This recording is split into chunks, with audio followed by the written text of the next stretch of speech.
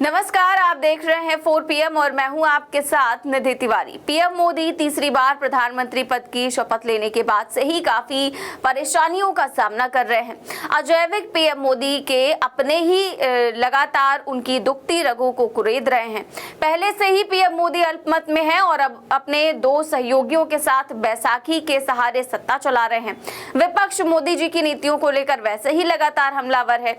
2 राज्यों में चुनाव भी हो रहे हैं। सभी पार्टियां चुनावी प्रचार में जुटी हुई हैं और बीजेपी नेता ही अपनी आदतों से बाज नहीं आ रहे हैं। अब मोदी जी लगातार उनकी फजीहत करवा रहे हैं। वहीं पीएम मोदी और बीजेपी अभी कंगना के बयान से उबर नहीं पाई है और मोदी जी के हनुमान चिराग पासवान ने एक बड़ा झटका दे दिया है और उत्तर प्रदेश उपचुनाव में उम्मीदवार उतारने का फैसला कर लिया है, जो कि मोदी जी के लिए किसी झटके से कम नहीं है। खुद को मोदी जी का हनुमान बताने वाले चिराग अब मोदी जी को आंख दिखाने लगे हैं और खिलाफ जाकर दूसरे राज्यों में अपनी पार्टी का विस्तार करने में जुट गए हैं। लगातार 2 बार बहुमत के साथ सत्ता में रहने वाले पीएम मोदी की आंखों पर शायद पट्टी बन गई थी कि अब मुझे सत्ता से कोई भी बाहर नहीं कर सकता है और हम अपने मन मर्जी के मुताबिक जो चाहेंगे वो करेंगे। लेकिन 2024 के लोकसभा चुनाव के बाद सारा गेम उल्टा पड़ गया और मोदी जी अल्पमत में आ गए, जिसके बाद सरकार चलाने के लिए मुंह मांगी कीमत देकर बैसाखियों का सहारा लिया।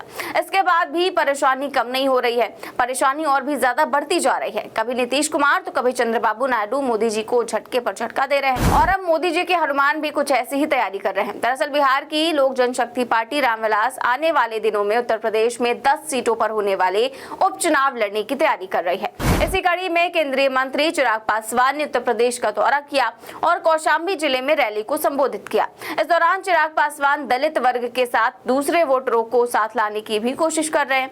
लोक जनशक्ति पार्टी के सिंबल पर जमुई सीट से सांसद अरुण भारती ने चिराग पासवान के दौरे को लेकर कहा था कि एनडीए से हमारा गठबंधन सिर्फ बिहार चुनाव और लोकसभा चुनाव को लेकर है।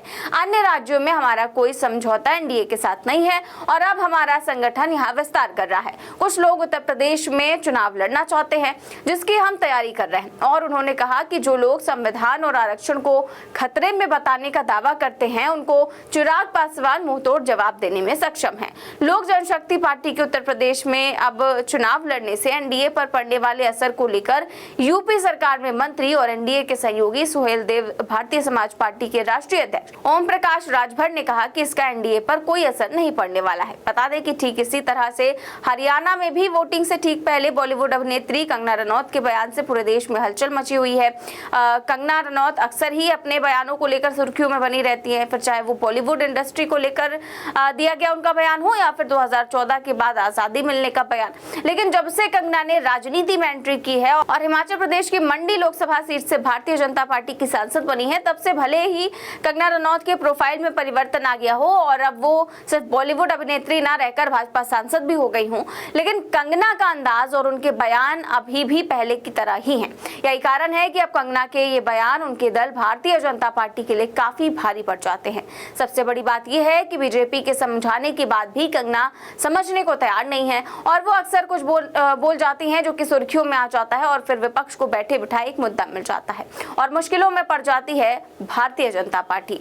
नतीजा विपक्ष चौतरफा बीजेपी को घेरने लगता है और उस पर सवाल भी खड़े करता है, जिसके बाद बीजेपी फिर कंगना को लताड़ लगाती है। उन्हें ये बताती है कि अब वो सिर्फ अभिनेत्री नहीं बल्कि देश की सत्ताधारी दल उनकी सांसद है। उनके कुछ भी बोलने से काम नहीं चलेगा क्योंकि उनके बयानों को पार्टी से जोड़कर देखा जाने लगता है और इससे उनकी ही पार्टी को नुकसान होता है, उन्हें जवाब देना पड़ता है। लेकिन कंगना है कि मानती नहीं। नतीजा बार बार पार्टी और विपक्ष दोनों से जलील होना पड़ता है। एक तो पता नहीं कंगना रनौत को इस देश के अन्नदाता किसानों से क्या दिक्कत है, एक और भाजपा है जो किसानों को लुभाने का प्रयास कर रही है क्योंकि किसान बीजेपी से नाराज चल रहे हैं और उनकी नाराजगी का खामियाजा बीजेपी हाल ही में हुए लोकसभा चुनावों में भी भुगत चुकी है। ऐसे में अब जब हरियाणा में विधानसभा चुनाव होने जा रहे हैं और चुनाव प्रचार जोरों पर है, तब भाजपा किसानों को लुभाने का कोई मौका नहीं छोड़ना चाहती है। लेकिन ऐसे नाजुक हालात में भी कंगना किसानों को लेकर कुछ भी बोल रही हैं और बीजेपी को मुश्किल में डाल रही हैं।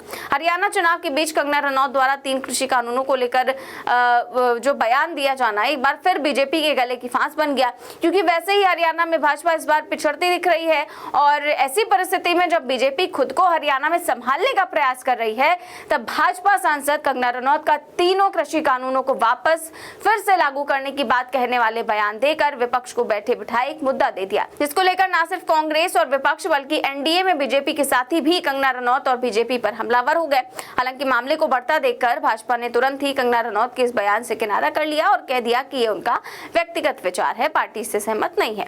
इसके बाद मामले को और बढ़ता देख सांसद महोदया को लताड़ भी लगाई गई और ये दिमाग में अच्छी तरह से बिठाने को कहा गया कि वो ऐसे कोई भी नरगल बयान ना दे। नतीजा, कंगना रनौत को एक बार फिर से जलील होना पड़ा और अपने बयान पर माफी मांगनी पड़ी। अपने शब्दों को वापस लेते हुए कंगना ने हाथ जोड़कर माफी मांगी और कहा कि मेरे इस बयान से कई लोग निराश हुए हैं, हताश हुए हैं। जब किसान कानून प्रस्तावित किया गया था तो हम में से कई लोगों ने इसका समर्थन भी किया था, लेकिन हमारे प्रधानमंत्री ने बड़ी संवेदनशीलता और सहानुभूति के साथ इसे वापस ले लिया और हम सभी कार्यकर्ताओं का ये कर्तव्य है कि हम उनके शब्दों की गरिमा का सम्मान करें। कंगना रनौत ने कहा कि मुझे भी ये ध्यान रखना होगा कि अब मैं केवल अभिनेत्री नहीं हूं, मैं भारतीय जनता पार्टी की कार्यकर्ता भी हूं और मेरी राय मेरी अपनी राय ना होकर पार्टी का रुख होनी चाहिए। इसीलिए अगर मेरी बातों और मेरी सोच से किसी को निराशा हुई है तो मुझे खेद रहेगा और मैं अपने शब्द वापस लेती हूँ। नमस्ते दोस्तों, पिछले बीते कुछ दिनों में मीडिया ने मुझसे फार्मर्स लॉ पे कुछ सवाल किए और मैंने ये सुझाव दिया कि किसानों को फार्मर्स लॉ वापस लाने का प्रधानमंत्री जी से निवेदन करना चाहिए। मेरी इस बात से बहुत सारे लोग निराश हैं और डिसअपॉइंटेड हैं। जब फार्मर्स लॉ प्रपोज हुए थे तो हम बहुत सारे लोगों ने जो है उनका समर्थन किया था, लेकिन बड़ी ही संवेदनशीलता से और सहानुभूति से हमारे माननीय प्रधानमंत्री जी ने वो लॉज जो थे वापस ले लिए थे और ये हम सब कार्यकर्ताओं का कर्तव्य बनता है कि हम उनके शब्दों की गरिमा रखें। मुझे ये बात भी ध्यान रखनी होगी कि मैं अब एक कलाकार नहीं, भारतीय जनता पार्टी की कार्यकर्ता हूं और मेरे ओपिनियंस अपने नहीं होने चाहिए, वो पार्टी का स्टैंड होना चाहिए। तो अगर मैंने अपने शब्दों से और अपनी सोच से किसी को डिसअपॉइंट किया है, मुझे खेद रहेगा। I take my words back. Thank you. तो इस तरह से अभी तक तो केवल बीजेपी के ही लोग उनकी परेशानी बढ़ा रहे थे, अब जो है मोदी के सहयोगी भी परेशानी बढ़ा रहे हैं। एक तो तीसरी बार सत्ता में आने के बाद से भारतीय जनता पार्टी और मोदी जी लगातार चुनौतियों का सामना कर ही रहे हैं और उनके सहयोगी हर बार उनके विपरीत जाकर मोदी जी की टेंशन को कई गुना बढ़ा देते हैं। वही अब देखना होगा कि मोदी जी अपने हनुमान को किस तरह से मनाते हैं या फिर हनुमान मोदी की बात माने बिना यूपी उपचुनाव में अपने प्रत्याशी उतारते हैं। ये तो आने वाला वक्त ही तय करेगा। फिलहाल इस खबर में बस इतना ही। देश और दुनिया की तमाम बड़ी खबर जानने के लिए देखते रहिए 4 PM न्यूज नेटवर्क। चैनल को सब्सक्राइब भी करें और ज्वाइन भी। नमस्कार।